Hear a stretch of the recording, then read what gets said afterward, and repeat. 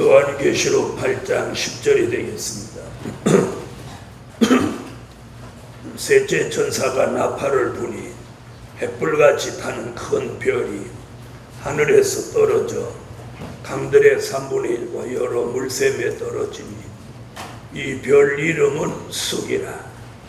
물들의 3분의 1이 쑥이 되매 그 물들이 쑥에 됨으로 인하여 많은 사람이 죽더라.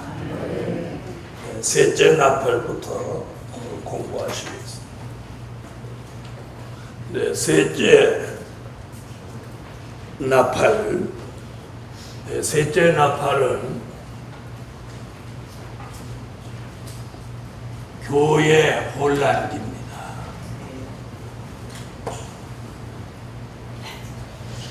첫째 나팔은 사회주의 민족적 혁명기, 둘째 나팔은 사회 혼란기, 셋째 나팔은 교회 혼란기.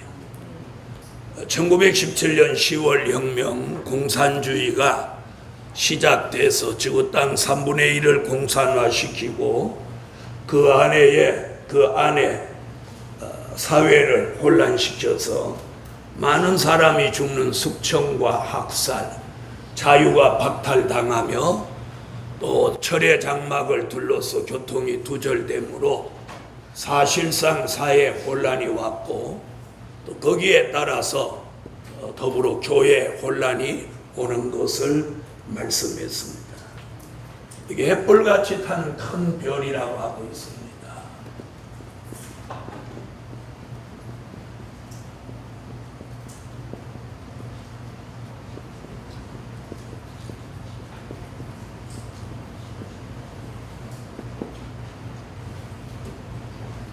이 횃불같이 타는 큰 별이라고 하는 것은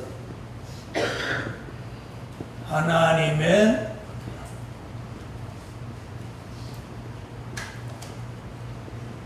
특별한 역사가 있는 큰 종이라고 볼 수 있습니다. 그래서 이 별은 요한계시록 1장 20절, 다니엘서 12장 3절을 통해서 이 별은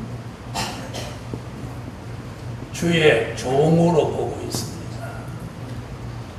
그러니까 횃불같이 타는 큰 별이라고 하는 건 하나님의 특별한 역사가 있는 큰 종이다, 이렇게 봅니다. 다니엘서 12장 3절을 보시죠.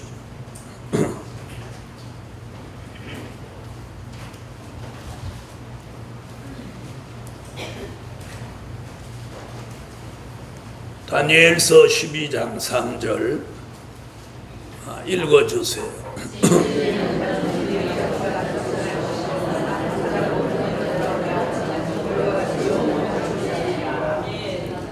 아멘. 계시록 1장 20절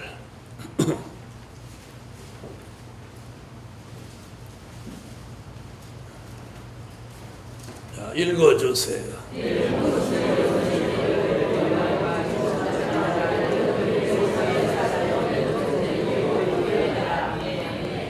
아멘. 자, 이 두 곳의 말씀에 근거해서 별이라면 누구를? 주의 종을 말씀드립니다. 그런데 오늘 여기서 이런 주의 종이 무슨 별이 됐냐면 떨어진 별이 됐습니다. 떨어진 별.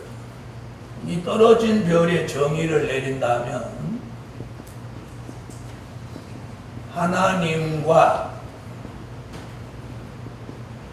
영적 관계가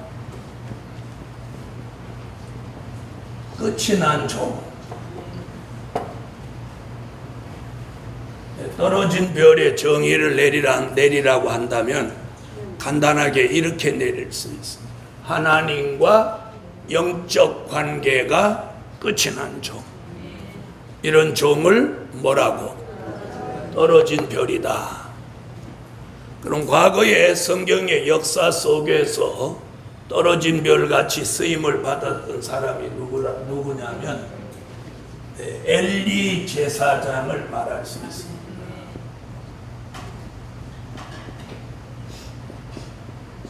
이 떨어진 별의 예표의 사람이라고 말한다면 엘리 제사장을 들 수 있습니다. 엘리 제사장은 어떤 사람이냐면 3대 직분을 가졌던 사람입니다. 그 사람은 정치적으로는 사사, 그리고 종교적으로는 제사장, 영적으로는 선지자. 자, 이런 세 가지 직분을 가진 사람은 흔치 않았는데 엘리 제사장이 그런 직분을 가졌는데 그 직분을 3대 직분이라고 합니다.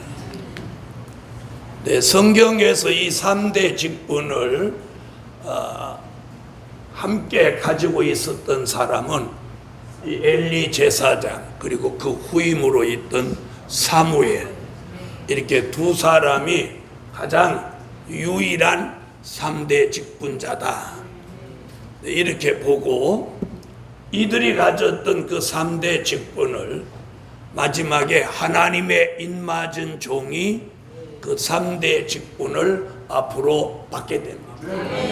그래서 선지자같이 다시 예언하고 또 그리스도의 제사장, 천년왕국의 왕권, 이것을 모두 받게 되는 것이 3대 직분의 축복입니다. 아멘.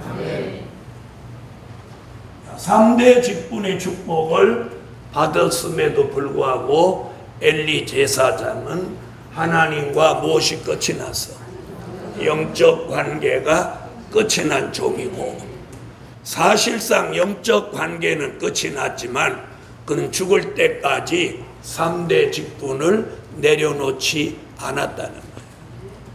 이것이 우리 시대에 뭘 보여주느냐면, 영적 관계가 끝이 난 종이 앞으로 떨어진 별로 나오지만 아무도 자기의 직분을 내놓고 평범한 사람으로 돌아가는 사람은 안 나온다는 거죠. 뭐 됐을 망정, 이미 떨어졌을 망정 끝까지 간다는 거예요. 이것이 기독교 안에 큰 폐단이기도 해요.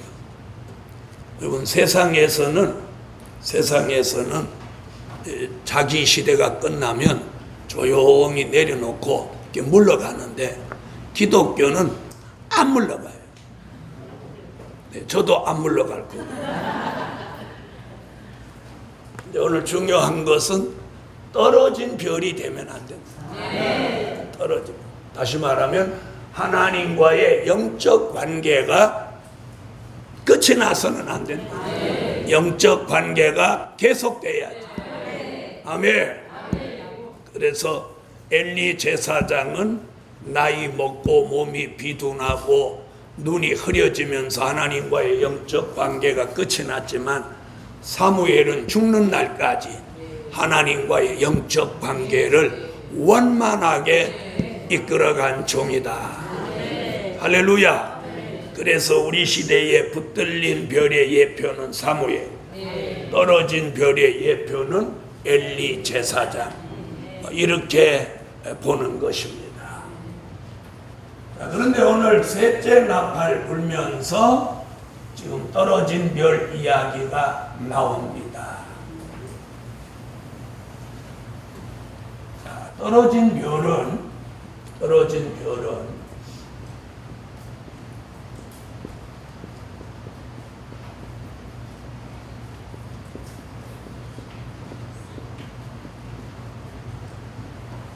떨어진 별에 비밀이 있는데, 자, 떨어진 별은 세 부류로 봅니다. 세 부류.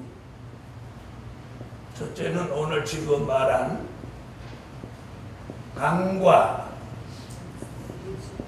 물샘에 떨어진 별.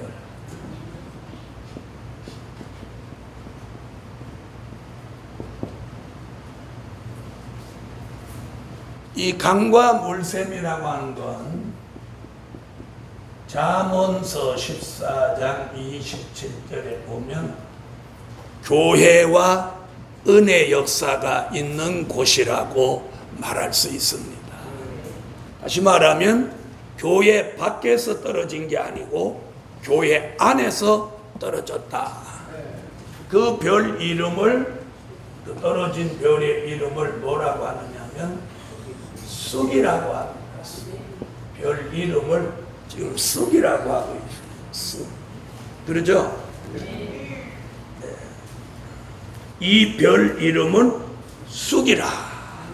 그러니까 떨어지기 전에는 별이었는데 떨어지면서 이 별 이름은 쑥이라고 그랬어요. 그럼 이 성경에서 쑥 얘기를 한 사람이 누구냐면 아모스 선지자예요. 아모스 5장 7절, 아모스 6장 12절에서 이 아모스가 쑥 이야기를 합니다. 그럼 성경을 한번 보시죠. 아모스 5장 7절. 성경을 찾으세요. 두건이 앉아 계시죠. 저는 가만히 있는 사람을 우투건이라고 그래요. 우투건. 우투건.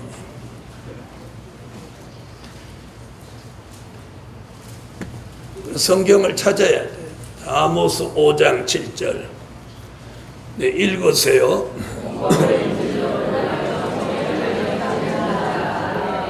공의로운 법을 공법이라고 하죠. 공법을 인지는 쑥입니다. 그 다음 6장 12절 읽어주세요.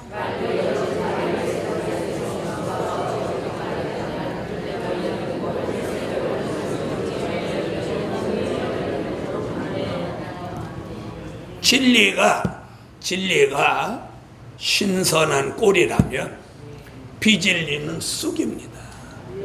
그러면 이 아모스 선지자 시대에 유일하게 아모스가 쑥이라는 얘기를 하는데, 쑥이라는 얘기를 하게 된 그 배경 설명을 좀 들으면 이해를 하는 거예요.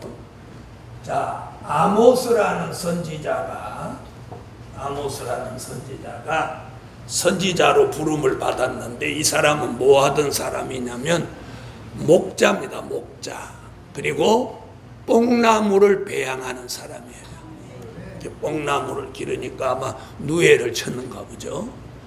이렇게 평범한 사람이에요. 그런데 어느 날 아모스에게 말씀이 온 거예요. 유명한 말씀이 하나 나왔는데 아모스 3장 7절에 이렇게 말합니다. 주 여호와께서는 자기의 비밀을 그 종 선지자들에게 보이지 아니하시고는 결코 행하심이 없으시리라. 두 사람이 의합지 아니하고야 어찌 동행하겠으며 사자가 움킨 것이 없고야 어찌 으르렁거리겠느냐. 이런 말을 하면서 하나님이 무엇을 하실 때 가만히 하는 게 아니라 그 종 선지자들에게 보이시고 그 일을 시행하신다. 이렇게 이제 예언을 하니까 이 아모스를 대적하는 사람이 하나 있었는데 그 이름이 아마샤라는 제사장입니다. 이 사람은 제사장. 아모스는 선지자. 그 당시 왕은 여로보암. 이스라엘 왕 중에서 가장 악한 왕으로 꼽는 왕이 여로보암입니다. 그 가장 악한 왕 시대에 아모스라는 선지자가 예언을 하는데 그 여로보암을 등에 업은 아마샤라는 제사장이 아모스를 비판합니다. 뭐라고 비판하느냐면 그 예언을 못하게 합니다. 그럼 선지자가 예언을 못하면 뭐가 되는 거예요? 네? 아니, 선지자가 예언을 못하면 어떻게 되는 겁니까? 그냥 선지자가 아닌 거로 끝납니까? 개로 끝납니까? 죽는 겁니다. 죽는 거. 여호와의 말씀이 입에 와서 전해야 될 선지자가 전하지 않으면 하나님이 그 선지자를 죽입니다. 살 수가 없는 겁니다. 제사장이 제사를 잘못 드리면 성소 안에서 죽었지 않습니까? 지금같이 별 거지 같은 소리를 해도 마르고 닳도록 잘 먹고 잘 살고 배가 쑥 나오고 얼굴에서 개기름이 줄줄줄줄 흐르고 그런 시대가 아닙니다. 즉각 심판하는 시대. 아모스 입장에서 너무 기가 막힌 거 아닙니까? 그래서 아모스 5장과 6장에 걸쳐서 아마샤야, 네가 하는 말이 공법을 인진으로 바꾸며 네가 정의를 땅에 던지는구나. 그러면서 아모스가 네 아내는 창기가 돼서 죽을 것이고 너와 네 아들은 칼에 맞아 죽을 것이다.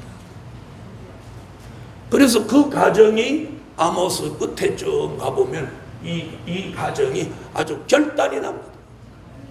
아모스의 입에서 나온 말씀대로 이 가정이 결단 나버립니다. 멸문지화를 며치고 멸족돼버립니다. 씨가 말라버립니다. 이렇게 무서운 시대에 살고 있어. 그런 아마샤 같은 종이 누구를 등에 업고 정치적인 지도자를 등에 업고 참 하나님의 사람을 대적하는 그 역사가 뭐라고? 쑥이다. 쑥이다.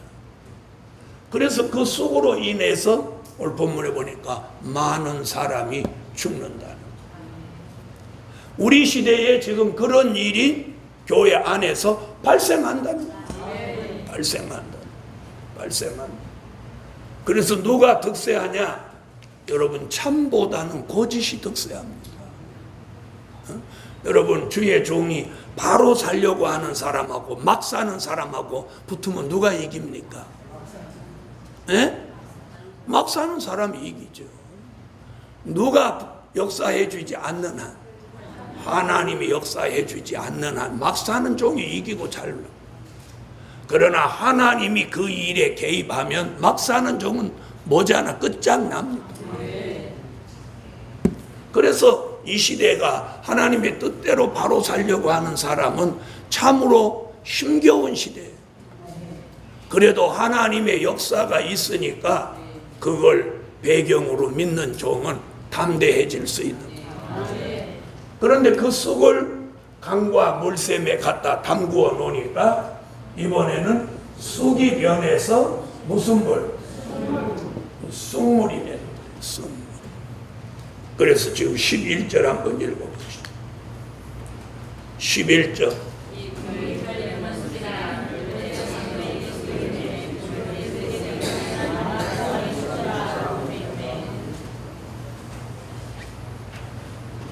자, 쑥물로 인해서 많은 사람이 죽는다는 거죠. 잘 들어보세요. 자, 쑥물이, 야, 쑥물이니까 먹든지 말든지 해라, 이렇게 안 합니다. 쑥물이냐 쑥이냐는 누가 분별해야 되냐? 먹는 사람이 분별해야 돼요. 이게 문제라는 거예요. 그래서 이게 영계가 맑고 투명하지 않은 사람은 쑥물을 분별 못해요. 자, 반드시 쑥물을 먹게 되면 중독되겠죠. 중독. 이미 중독되면 해결이 안 돼요. 중독되면 그 물을 또 먹지 않으면 못 견디는 거예요. 한 번 마약에 중독되면 그거 안 해야 된다는 거 알지만 이미 늦은 거예요. 그게 뭐냐? 자제력을 상실하는 거예요. 우리 몸에 내 몸을 제어해 주는 신경을 자율신경이라고 그래요. 자율신경. 잠이 안 오면 잠을 오게 하고, 힘들어도 그걸 잘 이기게 하고, 이렇게 하는 신경을 의학적으로 자율신경이라고.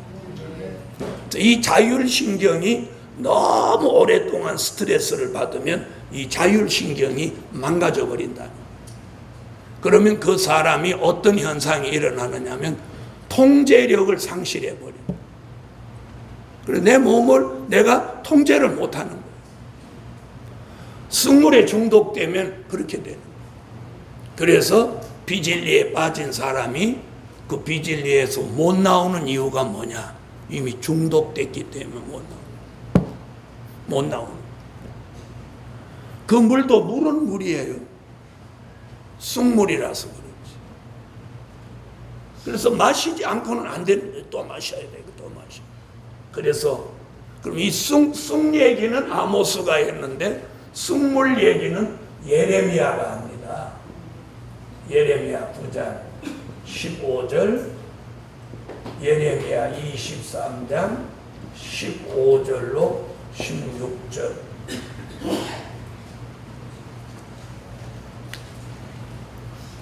예레미야 찾으세요.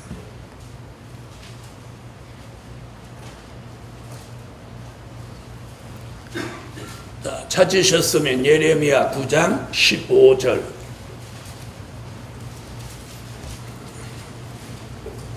읽어주세요.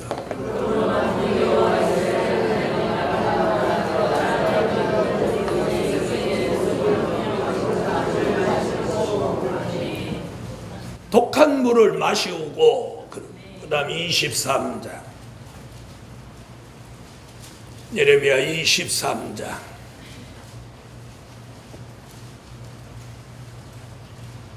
15절로 16절 읽으세요.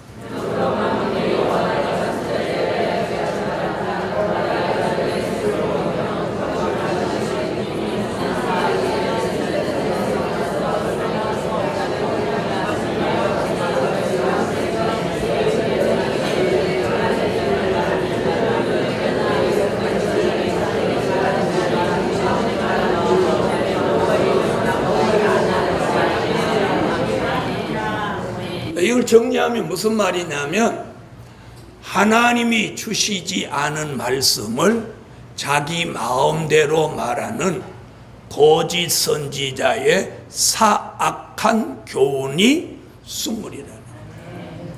그러면 그 당시도 참 선지자 예레미야,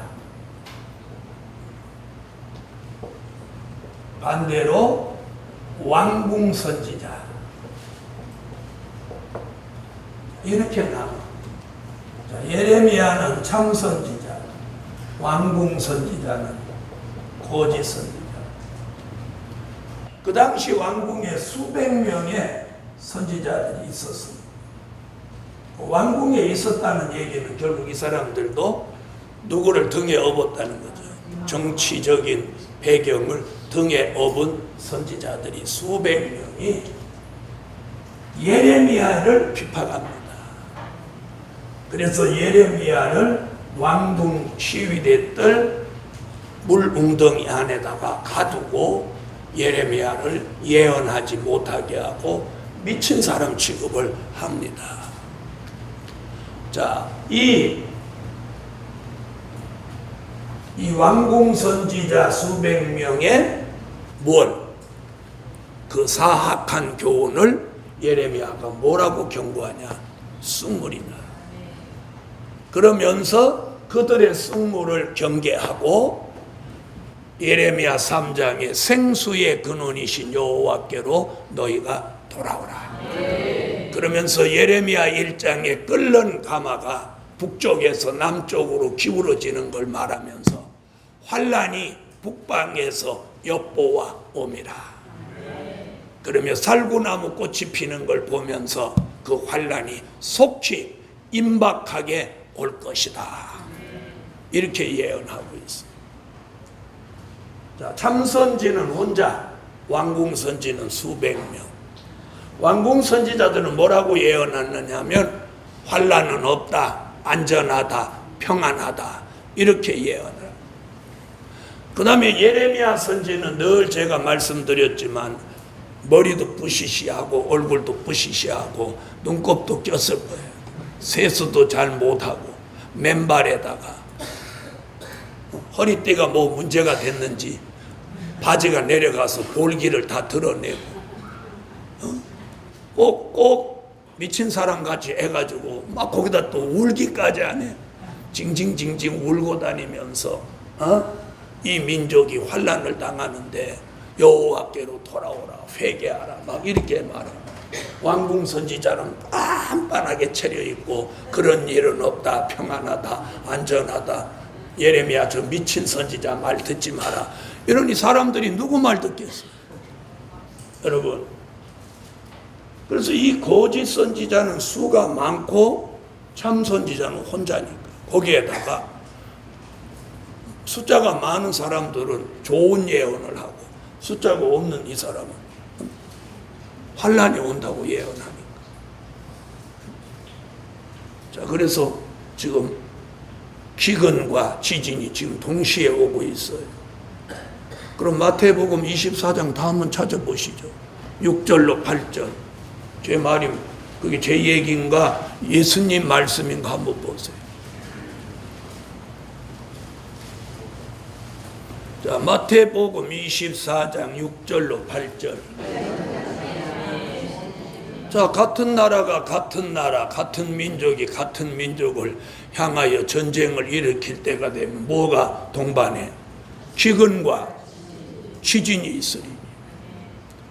앞으로 우리나라에 자꾸 기근이 오고 지진이 자꾸 많이 일어나면 바로 민족의 환난을 예고하고 있는 자연적인 계시다. 여러분 이렇게 믿으셔도 됩니다. 믿으셔도. 자, 그 쑥과 쑥물. 그럼 왕궁 선지자 수백 명의 입에서 나오는 거 무슨 물? 쑥물. 먹으면 중독되는데, 자, 잘 들어보세요. 쑥과 쑥물을 먹으면 영적으로 중독이 되는데 어떤 현상이 일어나느냐면, 이 쑥물에 중독되면 진리의 말씀이 안 들립니다. 안 들립니다. 그리고 사람을 모함하는 말이나 안 좋은 말들이 잘 들리게 돼요. 이게 중독된 사람에게 일어나는 1차 현상이에요.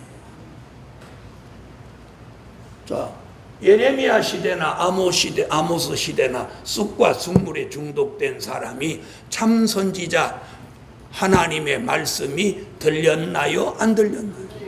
안 들렸죠? 그 현상이 오늘도 마찬가지예요.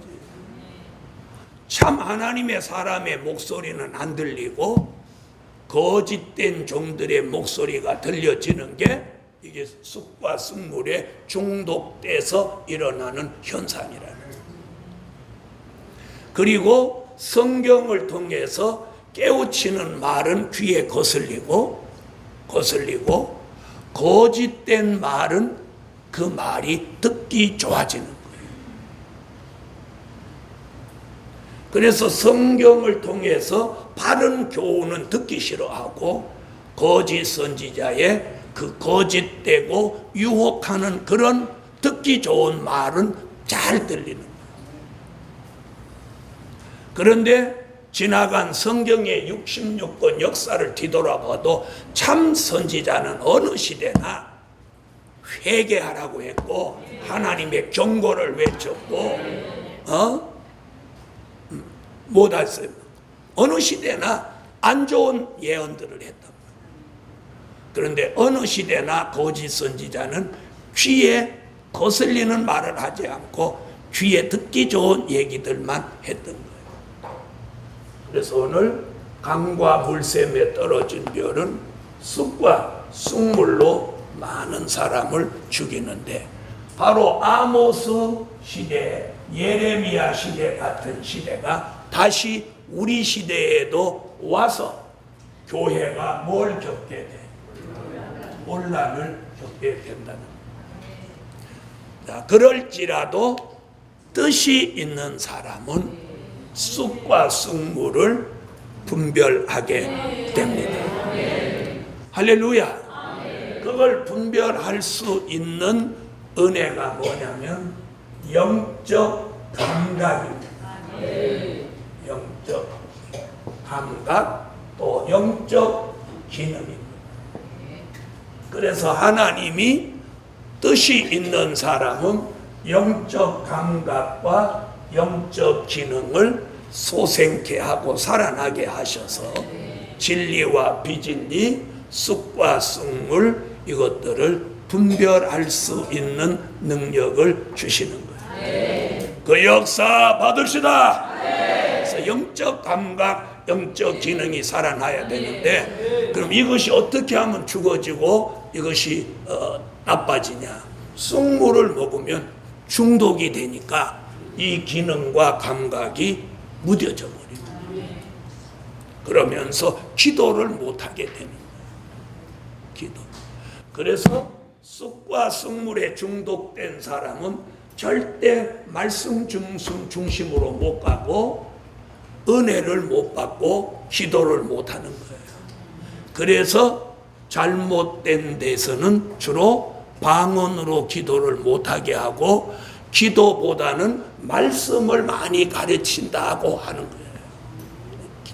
완전한 것은 말씀이다. 기도 없어도 된다. 이렇게 하면 그것이 쑥물이에요.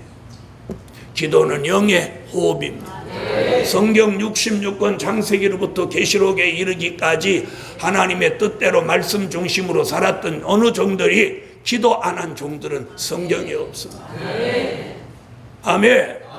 기도하다가 기도 안 한 종들은 변질됐어도 계속해서 기도하는 종들은 잘못된 종이 없습니다.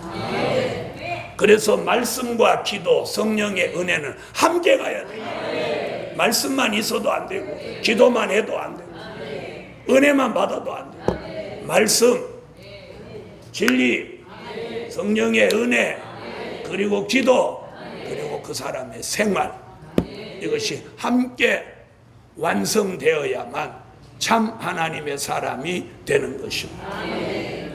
그래서 이런 떨어진 별, 강과 물샘에 떨어진 별이 나와서 쑥물로 많은 사람을 죽임으로 교회가 뭘 겪게 돼? 혼란을 겪게 되는 거예요. 이러면서 어떤 일이 생기냐면 서로 남이 틀렸다고, 서로 틀렸다는 거예요. 서로 틀렸다는 거예요. 그러면 우리나라 교계만 해도 서로 틀렸다고 그러면 객관적으로 보면 어떻게 된 거예요? 에? 다 틀린 거지. A는 B가 틀렸다고, B는 A가 틀렸다고 그러면 객관적으로 보면 서로 다 틀렸다고 하니까 그럼 다 틀린 거지. 다 틀렸으면 한국 기독교는 뭐가 되는 거예요? 에? 다 멸망해야지. 다 틀렸으니까.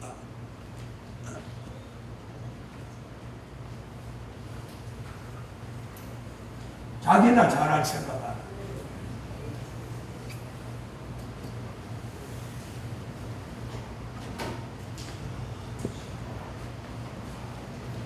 자, 또 다른 쪽으로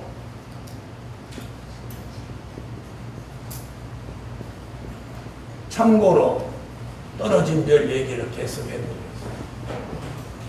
땅에 떨어진 별 얘기가 나옵니다. 계시록 9장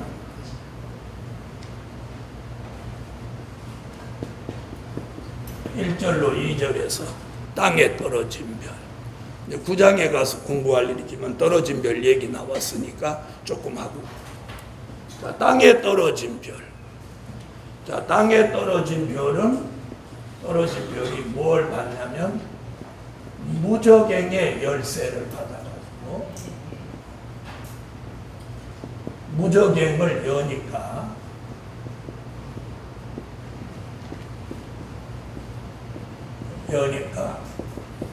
거기로부터 연기가 올라와서 해와 공기가 다 어두워지는 거예요. 아멘. 자, 이 연기는 시편 74편 1절에 보니까 뭐라고 그랬냐면 여호와의 진노라고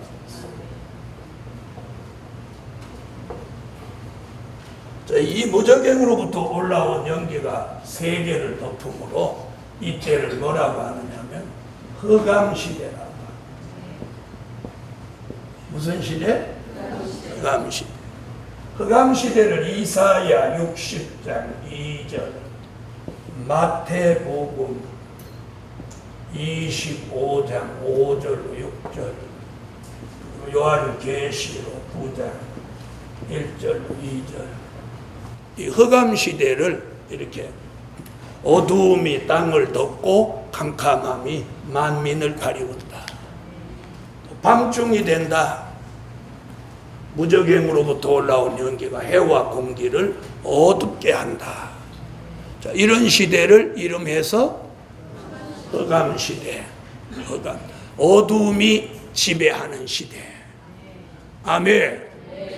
자, 이런 시대를 만나면 어떤 역사가 우리에게 일어나느냐면 이사야 5장 20절로 21절 같이 분별력을 상실하는 시대가 온다는 거예요. 이사야 5장을 찾으세요. 우리는 한번 읽고 갈 필요가 있어요. 이사야 5장 20절로 21절.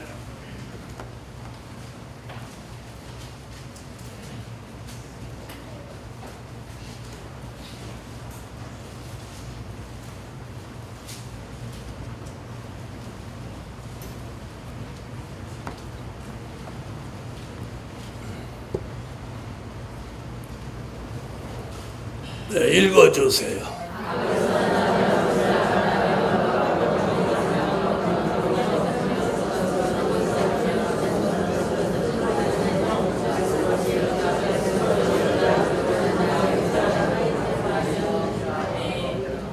자, 흑암을 광명이라고 하고 광명을 흑암이라고 하니 이 사람이 분별력이 없는 사람이에요.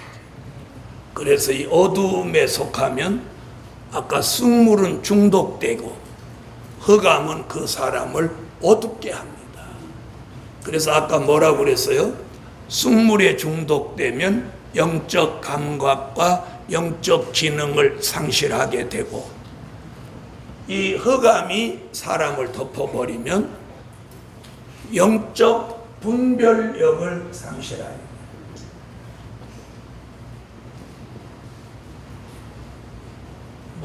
뭐 상실? 영적 분별력 상실. 그러니까 쑥물도 흑암도 영향을 받으면 영의 사람에게는 가히 치명적이에요. 자, 쑥물을 마시면 뭐가 상실돼? 영적 감각과 기능이 상실되고 흑암이 덮이면 영적 분별력을 상실합니다. 자, 우리가 잘 보세요. 이 강대상을 눈으로 보는 것보다 이렇게 손으로 만지는 이 감각을 통해서 이 강대상의 느낌을 더 잘 알 수 있습니다. 이렇게 보는 거, 눈으로 보는 것보다 이걸 이렇게 만져봄으로. 아멘. 이걸 만져봄으로. 그렇죠? 이렇게 보는 느낌과 이걸 만져보는 느낌이 같은 느낌이라도 보는 느낌보다 이걸 만지는 감각으로 느끼는 느낌이 훨씬 이 강대상에 대해서 더 잘 알 수 있는. 그래서 우리가 영적 감각으로 느껴야 되는 것과 영적 분별력으로 알아야 되는 것에 차이점이 있다는 사실이에요. 아멘. 자, 이래서 땅에 떨어진 별은 뭘로? 흑암으로 사람을 죽이니. 아까 말씀드린 대로 이 시대가 쑥물로 사람을 죽이고 흑암으로 사람을 죽이는 일들이 나옴으로 인해서 교회가 계속해서 뭘 겪고? 혼란을 겪는다는 거예요. 혼란을 겪는다. 그로 인해서 대한민국 기독교에 어떤 일이 벌어졌느냐면 가나안 교인이 발생합니다.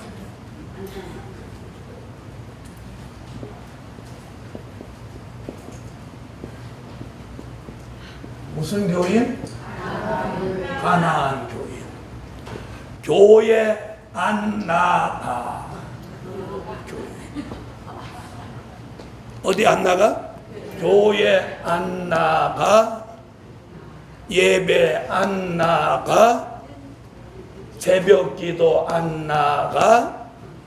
주일 예배 안 나가. 교인이 놀라지 마세요. 약 100만쯤 됩니다. 여러분, 이 사람들만 잡아도 여러분의 교회는 세계 최대의 교회입니다. 그래서 앞으로 기도하실 때 주님 가나안 교인 보내주세요. 가나안 교인 보내서 가나안을 이루게 하세요. 사람들이 뭘 만들어내도 기가 막히게 만들어내도 가나안을 거꾸로 하면 안 나가는지 어떻게 알아요? 그럼 이것이 지금 바로 가나안 교인을 만들어낸 동기예요. 다시 말하면 교회 가서 이 꼴 저 꼴 보기 싫다는 거예요. 그래서 그냥 앉아서 자기 혼자 또 자기 마음 맞는 사람들끼리 이렇게 모여서 교제하고 이러는 그룹이 수도 없다.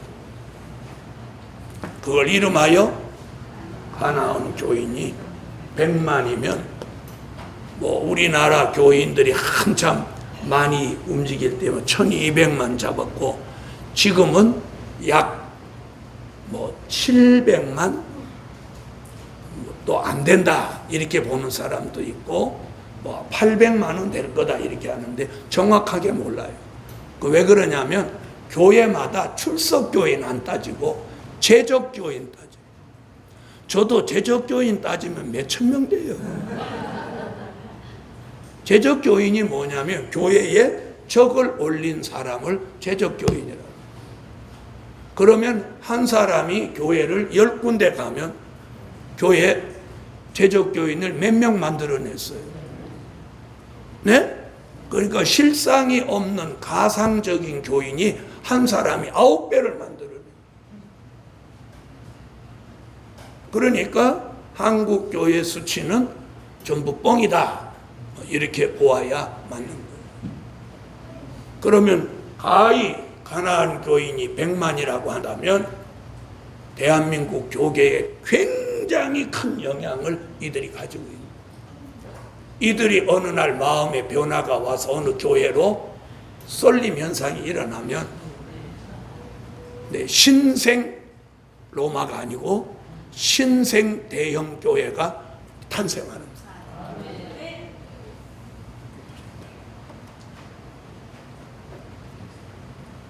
자, 그 다음에 세 번째 떨어진 별 이야기 한 번 더.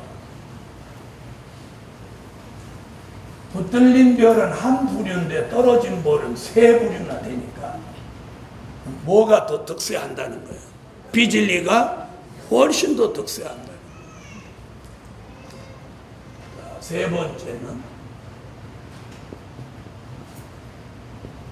유리하는 별이라고 합니다. 유다서 1장 13절을 한번 찾아보시죠.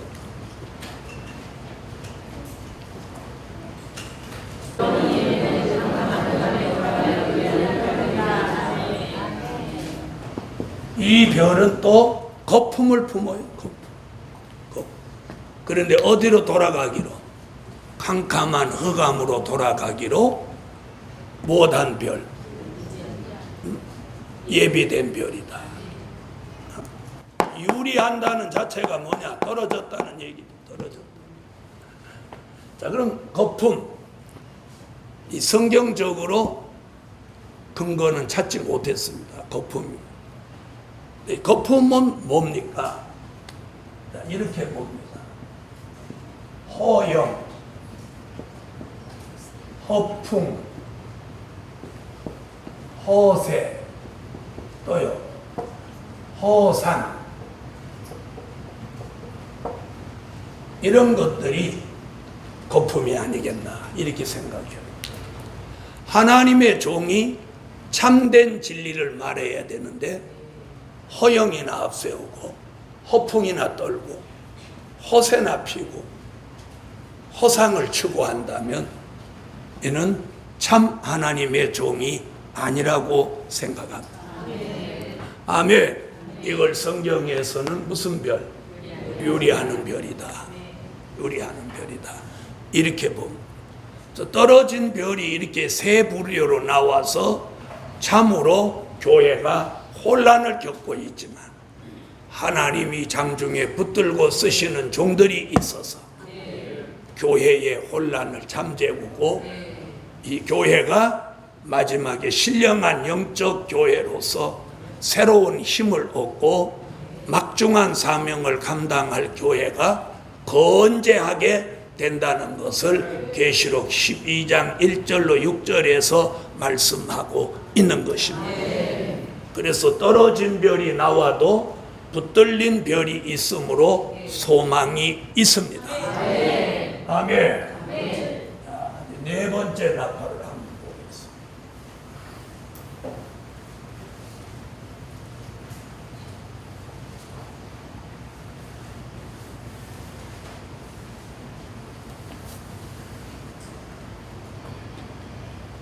자, 12절을 다 같이 읽어주세요. 계시록 8장 12절.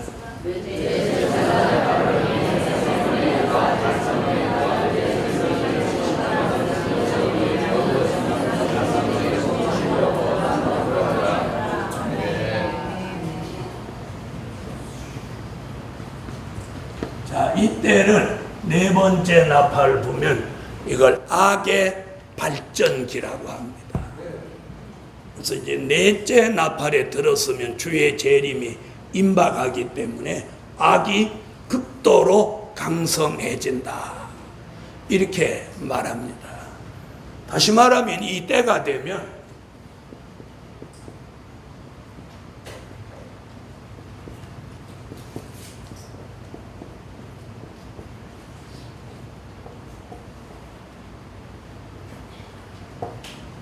자, 이렇게 갈라집니다. 악도 최고의 악, 의도 최고의 의. 그래서 사도 요한이 이렇게 말합니다. 계시록 22장 11절에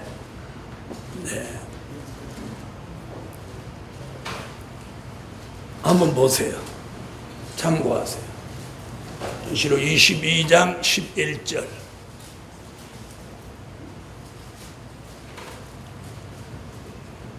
찾으셨으면 읽어주세요.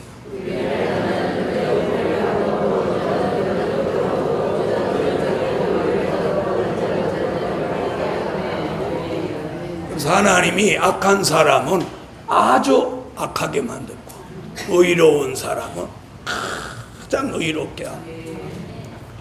중간은 없습니다. 그래서 최고의 악, 최고의 의. 이런 때에 뭐가 극도로 발전해? 악이 극도로 발전하는 시대가 몇 번째 나팔? 네 번째 나팔. 자, 여기서 뭐라고 하느냐면 해 3분의 1, 달 3분의 1, 별 3분의 1이 무엇 받아서 힘을 받아서 비침이 없다. 이렇게 말합니다. 그러면 이와 유사한 얘기가 어디 나왔었느냐면 계시록 12장 1절로 2절에 거기 해, 달, 별 얘기가 나옵니다. 그럼 이 해라고 하는 것은 말씀을 뜻한 거고, 달은 신령한 성도를 말한 거고, 별은 주의 종을 말한 거고. 그러니까 넷째 나팔 불면 말씀도 성도도 주의 종도 다 다 침을 받아서 어떻게 된다고? 어두워진다. 어두워진다고 했죠? 그래서 자, 잘 들어보세요. 우리가 기도를 뭐라고 기도해야 되냐면, 그래서 말씀이 밝아지게 해달라고 기도해요. 말씀이 밝아지게. 말씀이 침을 받아서 어두워진다. 그래서 말씀 밝아지게 해달라고. 똑같은 본문을 가지고 말씀 속에 있는 진리를 발견하는 종이 있는가 하면, 그 진리를 발견하지 못하고 늘 수박 겉핥기식으로 그냥 말씀 본문 그대로를 맨날 소개하는 정도로 끝나는 설교들이 대부분입니다. 그래서 오늘 말씀이 밝아지고 성도들이 밝아져요. 밝아진 말씀을 받는 성도라야 성도가 밝아지는 거예요. 밝아진 말씀을 전하는 종이라야 그 종이 밝아지는 거예요. 그래서 오늘 모두 어두워지는 시대가 바로 언제예요? 넷째 나팔 불면서 다 어두워지는데, 자, 여기 보면 뭐라 그랬느냐면 낮도 그러하고 밤도 그러하라. 그럼 여기서 낮 밤을 뭘로 보느냐? 낮은 믿음을 가진 사람들. 다시 말하면, 자, 밤은 불신. 다시 말하면 신불신 간에 다 어두워지는 거예요. 그러면 안 믿는 사람은 본래 어두웠으니까 어두워지든지 말든지. 그렇죠? 그런데 늘 밝게 살던 믿음의 사람들이 어두워진다는 것이, 이것이 두려운 일이에요. 특히나 누가 어두워지는 게 두려운 일이냐? 주의 종이 말씀이 어두워지고 영계가 어두워지고 기도가 어두워지고 영적 감각을 상실한다고 하면 무슨 별 될 가능성이 생기는 거예요? 떨어진 별이 될 가능성이 생기는 거예요. 그래서 오늘 넷째 나팔 불고 이 악이 극도로 발전하는 이런 시기에 무엇 하기가 힘드냐? 이때가 되면 전도가 안 되는 거예요. 전도가 안 되는 거예요. 전도가 안 되니까 뭐가 안 되는 거예요? 결국 교회가 안 되는 거예요. 교회가 안 된다는 얘기는 목회가 잘 안 된다는 거예요.